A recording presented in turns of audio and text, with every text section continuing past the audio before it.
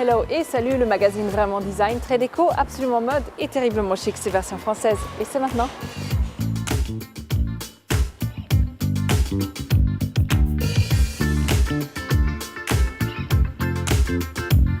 La maison de mode la plus branchée d'équitation, c'est Hermès bien sûr, découverte de la sellerie de l'enseigne. Bien loin du cliché d'Hergé, ce Tintin porte plutôt des lunettes que la houppette, immersion de l'univers du tatoueur le plus célèbre de France. Que ce soit un chien, un chat ou même un axolote, Paris regorge de bonnes adresses pour vos amis à quatre pattes ou même à nageoire. Des kilims berbères et des thés d'oreiller recyclés en sac coloré, la relève est assurée avec Sorato. Mais tout de suite, point de vue, un regard affûté sur les nouveautés stylées de la semaine.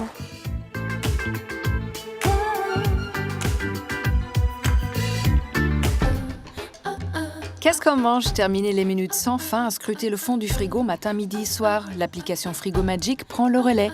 On entre tout ce qu'on a en stock dans une liste, riz, conserve de maïs ou encore le jus d'ananas, tout y passe. Et en un tour de main, l'appli vous propose une recette et son pas à pas, on dit miam. La culture est une arme de construction massive, ok, mais encore plus avec un verre de chardonnay. La Belle Hortense est un café concept où littérature et dégustation de vin font bon ménage.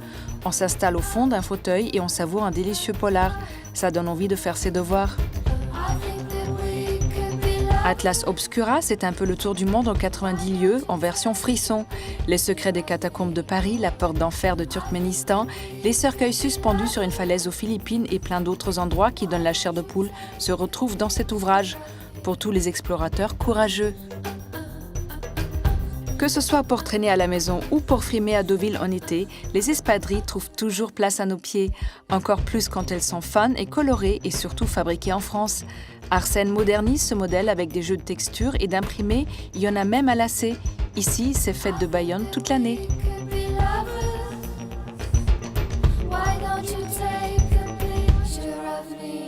Célèbre à travers le monde, la maison Hermès nous livre aujourd'hui quelques secrets de fabrication de l'accessoire indispensable à tout bon cavalier.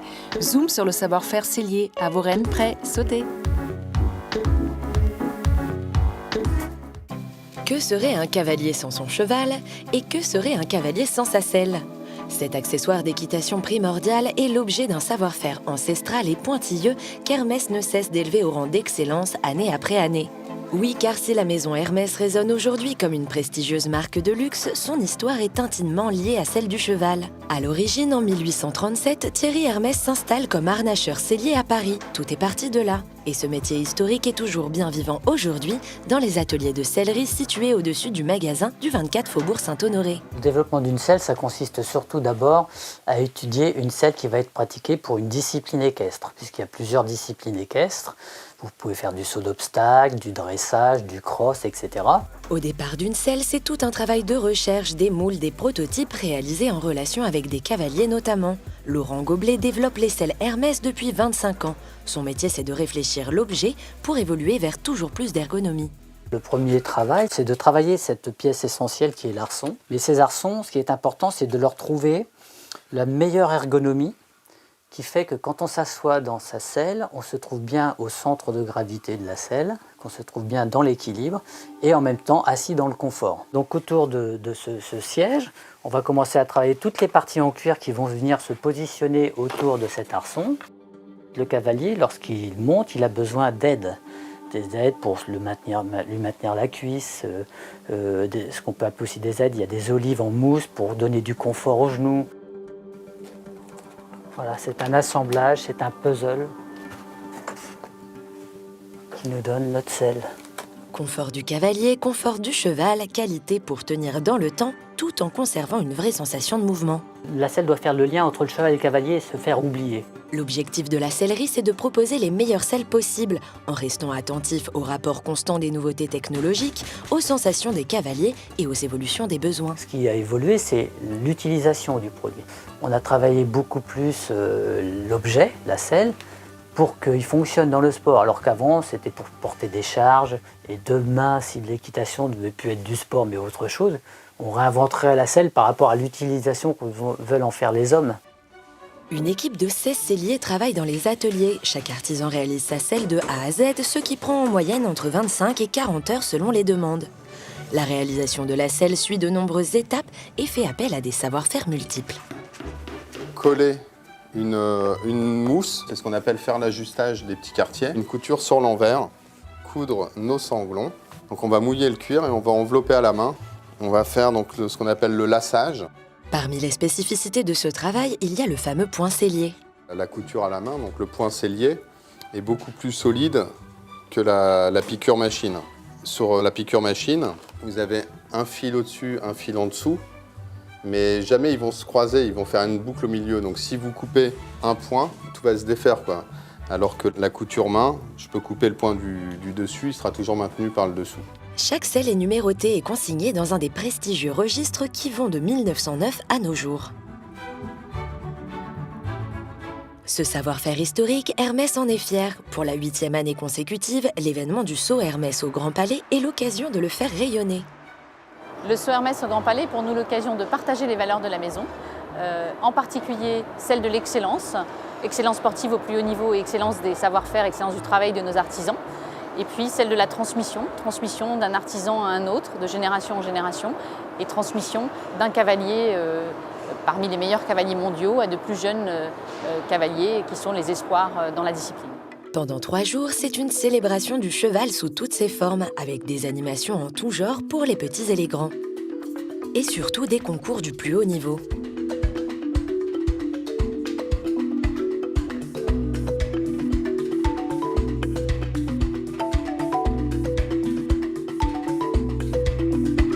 Parmi les cavaliers présents, certains sont des cavaliers partenaires de la marque. Je véhicule l'image Hermès sur toutes les grosses compétitions partout dans le monde, mais c'est aussi le partage d'informations sur ce que je ressens techniquement.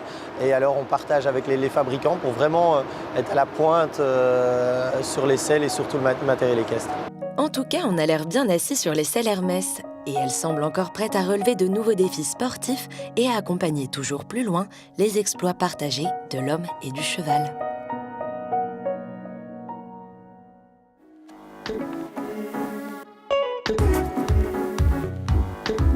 Il met le monde de l'art à feu et à encre. C'est le tatoueur français qui se bat pour faire reconnaître le tatouage comme un art. Bienvenue dans le monde de Tintin.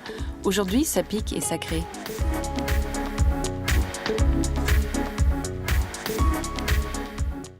Le tatouage français a son icône et son ambassadeur, et il s'appelle Tintin, avec un tiret au milieu s'il vous plaît. Tatoueur depuis les années 80, Tintin est un autodidacte qui s'est nourri autant de livres d'art et de BD que de ses rencontres avec des tatoueurs illustres du monde entier.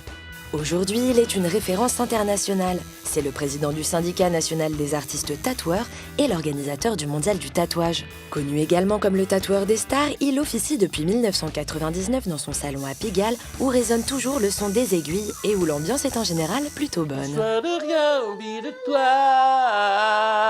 Soucieux de transmettre son savoir-faire et de s'entourer des meilleurs, Tintin recrute des tatoueurs talentueux et prometteurs. Mais ses spécialités à lui, ce sont les styles réalistes et japonisants, et c'est pour ça qu'on vient le voir. Moi, je préfère qu'on me demande ce que je sais faire. J'ai exploré les styles toute ma vie, là maintenant je me borne à faire ce que je sais faire et à le faire du mieux que je peux. Aujourd'hui, il est en pleine session de tatouage avec Louise, qui travaille dans son salon pour la réalisation d'un chrysanthème, motif japonais par excellence. Le projet du jour est un chrysanthème que nous allons travailler d'une manière japonoise, comme on dit. C'est quoi, c'est le 10 millième chrysanthème que tu fais dans ta vie? Quand même pas. Mais combien? Tu en as fait des centaines en tout cas. Peut-être. Ouais, ça se peut. C'est carte blanche totale. J'ai dit à Tintin, je veux un chrysanthème noir qui couvre ça. C'est tout. Exceptionnellement, il a utilisé un calque, mais la patte de Tintin, c'est aussi le dessin à main levée à même la peau. D'habitude, je dessine tout à main levée, mais là, pour un dessin qui est assez compliqué comme celui-là, qui a vraiment des centaines et des centaines de feuilles les unes sur les autres, je m'en sers comme d'une esquisse, je redessine par-dessus, mais c'est quand même plus rapide et plus facile. Ça, c'est des dessins millénaires chinois de pivoine et de chrysanthèmes qui existent dans toutes les bibliothèques de chaque tatoueur du monde. Mais avant, moi, la spécialité, c'était la version, puis un jour, j'ai fait une chrysanthème.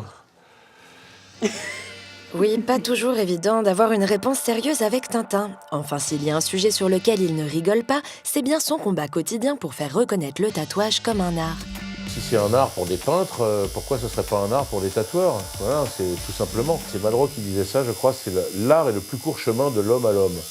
Et c'est une assez belle citation qui correspond bien au tatouage. C'est dans cette perspective qu'il a créé le SNAT, Syndicat national des artistes tatoueurs, en 2003, afin de faire reconnaître les tatoueurs comme artistes auprès de l'État.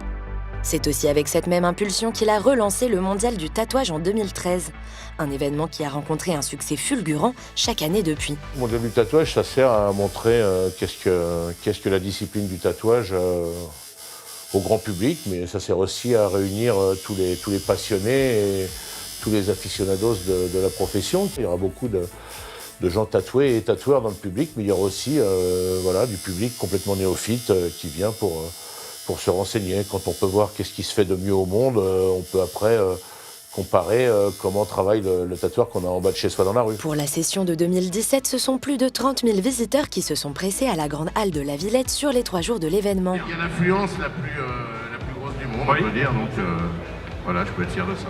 Sur place, 400 artistes tatoueurs du monde entier avec chacun leur style et leur technique. Le Mondial du tatouage, ce sont également des événements comme des concerts et les incontournables concours.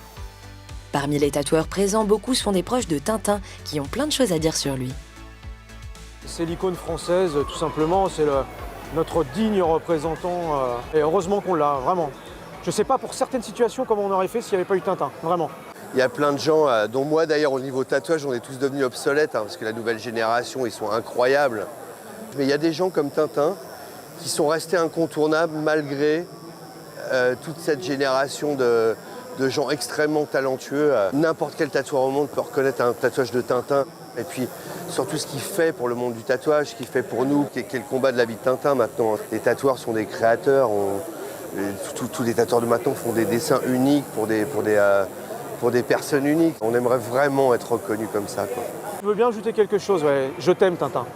Voilà. Et oui, amour, admiration, reconnaissance, Tintin suscite bien des choses, car c'est un passionné, c'est à n'en point douter. Si c'était pas mon métier, je ferais ça quand même. Si je gagnais au loto, je pense que je ferais des tatouages encore. Donc voilà, c'est ça qui me plaît dans mon métier. Quand je le fais pas, je m'ennuie. Pourvu qu'il continue à se battre avec autant de passion pour ce 10e art qui n'a pas fini de s'ancrer dans notre époque.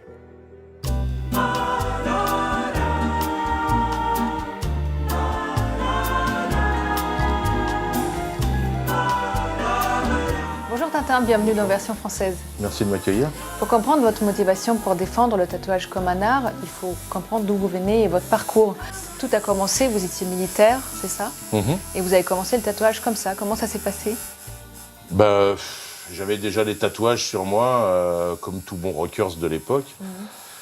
Et puis voilà, dès que j'ai vu une machine à tatouer, j'ai eu étrangement envie de l'attraper, puis de m'en occuper moi-même. C'est un endroit où les gens se font beaucoup tatouer quand on fait l'armée, sauf que c'est des tatouages faits à la main avec des aiguilles qu'on attache entre elles avec du fil à coudre. Des moyens un peu rudimentaires, mais qui vous amènent à acheter des machines après. À l'époque, vous aviez du matériel de tatouage, vous étiez déjà tatoueur. C'était aussi simple que ça.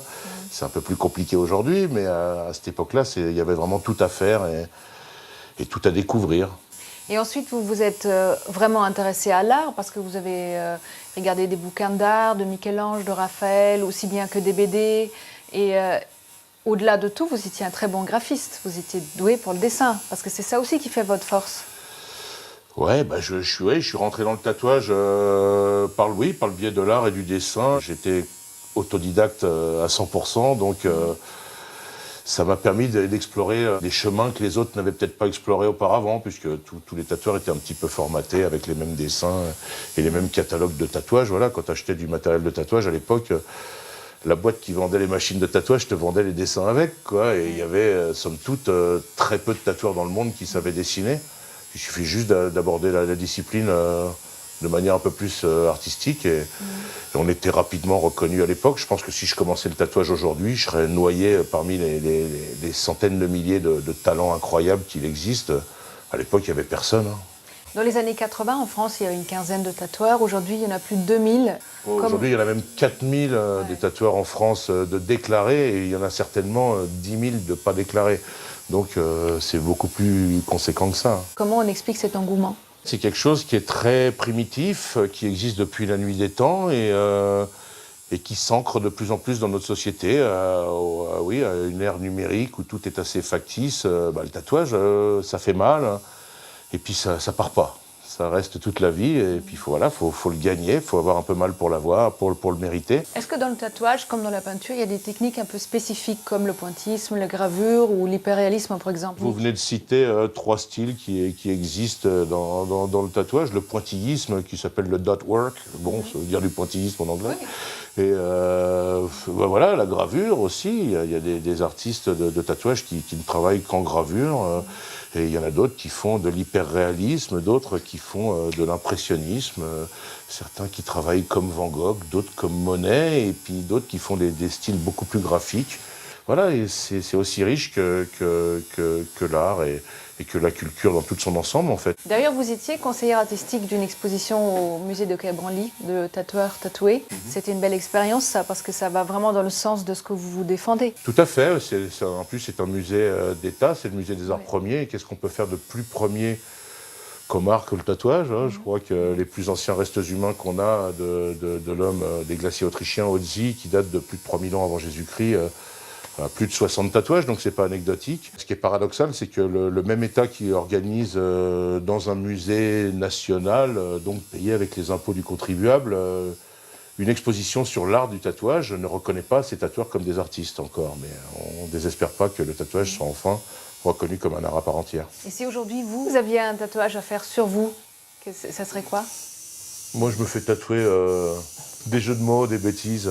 Voilà, un des derniers tatouages que j'ai fait, c'est une poêle à l'intérieur de ma main, comme ça je peux dire que j'ai une poêle dans la main. Voilà. Super. Des fois, c'est pas plus compliqué que ça. Merci Tintin. Au revoir.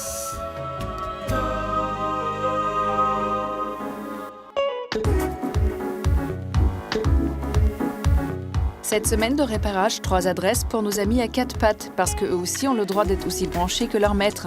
Bon alors, prêt pour la sortie culturelle de la semaine avec Médor et Félix?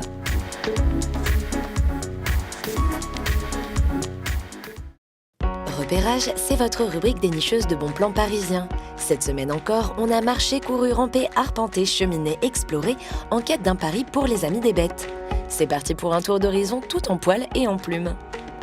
Pour notre première adresse, direction une galerie d'art contemporain dans le 15e arrondissement de Paris, pas tout à fait comme les autres.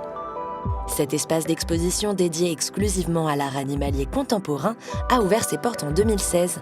À l'intérieur, plus de 150 œuvres différentes sont exposées. Des peintures à l'huile, à l'acrylique, au pastel, à l'aquarelle et autres dessins ainsi que des sculptures en bronze ou en terre cuite. Amateurs et collectionneurs peuvent y rencontrer des artistes et acheter leurs œuvres. Il m'a semblé que c'était intéressant et utile même d'organiser une exposition permanente toute l'année d'une sélection des plus belles œuvres, des meilleurs artistes avec lesquels je travaille depuis maintenant presque 7 ans. Depuis les origines de l'art, l'animal fait l'objet de représentations artistiques à travers des supports variés. L'homme et l'animal, c'est une longue histoire d'amour. Ils cohabitent depuis des siècles. Alors finalement, l'art animalier, c'est surtout une histoire de coup de cœur. On n'achète pas une peinture animalière en se disant que dans 5 ans, elle vaudra 10 fois son prix. On l'achète parce qu'elle plaît, on l'achète parce qu'on a envie de l'avoir chez soi, de la contempler tous les jours dans son salon, ou dans son bureau, ou dans sa chambre. Amoureux des chiens, des chats et autres animaux sauvages, vous savez ce qu'il vous reste à faire. Et pour ceux qui se plaisent à bichonner leur animal de compagnie, notre deuxième adresse devrait vous intéresser. Chez Moustache, dans le quartier du Marais, chiens et chats sont les rois. L'idée était de trouver un endroit en centre-ville où on allait retrouver tout ce dont on a besoin quand on a un chien ou un chat, de l'alimentation jusqu'à les accessoires pour la promenade, au couchage, enfin tous les endroits, tous les accessoires dont on a besoin qui font le quotidien de notre vie et de ceux de nos chiens et de nos chats, et dans un cadre, si possible, qui soit un cadre le plus agréable possible. Ici, aucun animal n'est mis en vente, mais jouets, accessoires et produits sont proposés pour le plus grand bonheur de nos petites boules de poils et même parfois des propriétaires. On va pouvoir avoir par exemple des petites caméras qu'on va fixer sur le collier du chat, Et c'est vrai que les chats, les chats en tout cas en liberté, vont pouvoir beaucoup se promener. Et puis c'est toujours amusant le soir ou le lendemain d'aller voir où est-ce qu'il est allé, sur quel toit de Paris il est allé. Surtout pensez à venir accompagné de Médor qui recevra une fois en caisse une petite friandise. Nous terminons notre balade aux côtés d'autres animaux, cette fois plus sauvages et bien réels. Bienvenue à la ménagerie du Jardin des Plantes, un parc zoologique situé en plein cœur de Paris. Créée en 1795, la ménagerie est l'un des plus anciens zoos du monde. À l'intérieur, 1800 animaux sont à découvrir au détour des allées. Parmi eux, des orang-outans de Bornéo, des pandarous ou encore des grues à cou blanc. Vous pourrez également croiser sur la route des serpents et insectes dans le vivarium. De quoi ravir les amoureux des bêtes. Le zoo s'engage à faire perdurer des espèces menacées en participant à un programme d'élevage. Dernièrement, 3 jeunes caracals et un bébé taquin ont vu le jour, des naissances uniques en France. Mais les animaux ne sont pas les seules merveilles à admirer. Vous ne pourrez pas passer à côté des bâtiments qui abritent des espèces protégées et qui sont depuis 1993 classés aux monuments historiques. Mais malheureusement, toute bonne chose a une fin et il est grand temps de dire au revoir à nos amis les bêtes.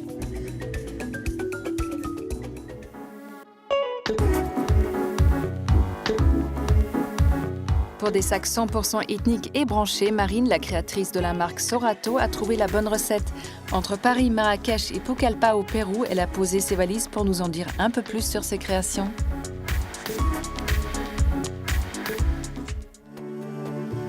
Rien qu'en les regardant, notre esprit voyage déjà. Les sacs Sorato, c'est le genre d'accessoires qui vous habille une tenue en un rien de temps. Avec leur petit air hippie chic, leurs couleurs vives, on se doute que leur histoire n'a rien de banal. Et c'est le cas. J'étais en voyage en fait à Marrakech et j'avais acheté beaucoup de coussins en kilim. Donc j'en avais ramené une vingtaine au moins. Et sur les 20 sacs, sur les 20 coussins, je me suis dit j'allais quand même pas tous les mettre dans mon salon, que ça allait faire un peu le souk. Donc en me lançant un peu un défi, je me suis dit en fait je vais en faire des sacs. Oui, mais alors quand on n'est jamais allé à Marrakech, le kilim on ne connaît pas forcément. Marine, tu vas devoir nous en dire un peu plus. Le kilim, c'est un tissage en fil de laine qui est de tradition ancestrale, qui est tissé par les berbères, en fait les femmes berbères, depuis des milliers d'années. Donc chaque motif sur le tissage a une signification. Il y a le losange, il y a les palmiers, il y a les croix, et les femmes tissent pour une occasion particulière. Et les couleurs aussi sont emblématiques de leur région et de l'endroit d'où elles viennent. Tous les sacs sont fabriqués à partir de housses de coussin. Rien n'a été coupé pour éviter au tissage d'être abîmé. En revanche, la fabrication nécessite un peu de couture. Donc là, c'est une chute de cuir qui va nous permettre de coudre ensuite les soufflets des sacs pochettes, qui va faire tout le contour en fait du bas du sac en suivant le boudin du tissu.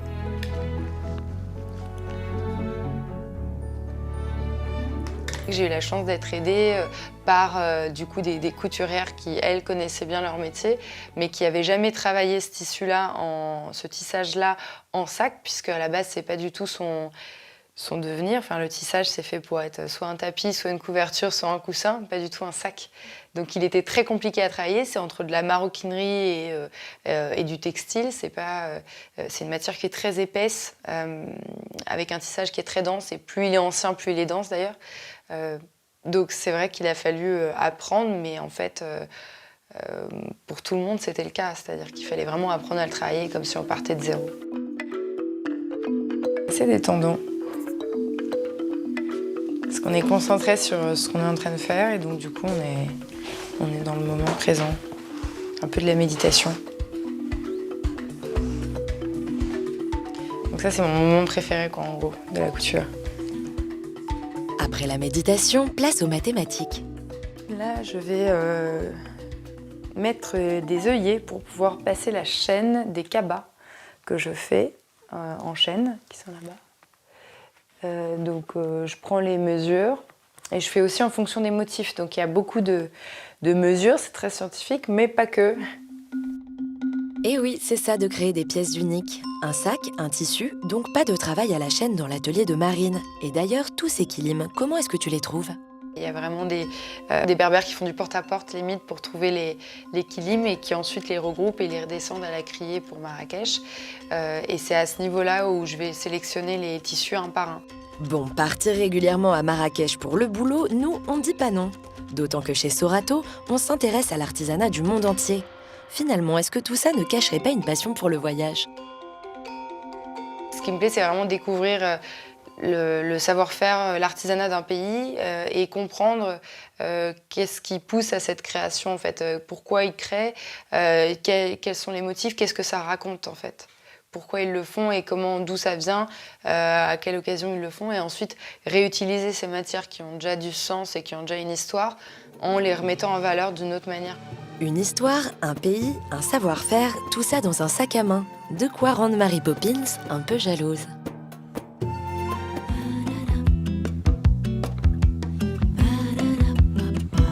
Version française est déjà finie, mais on se retrouve très vite avec Style. Bye!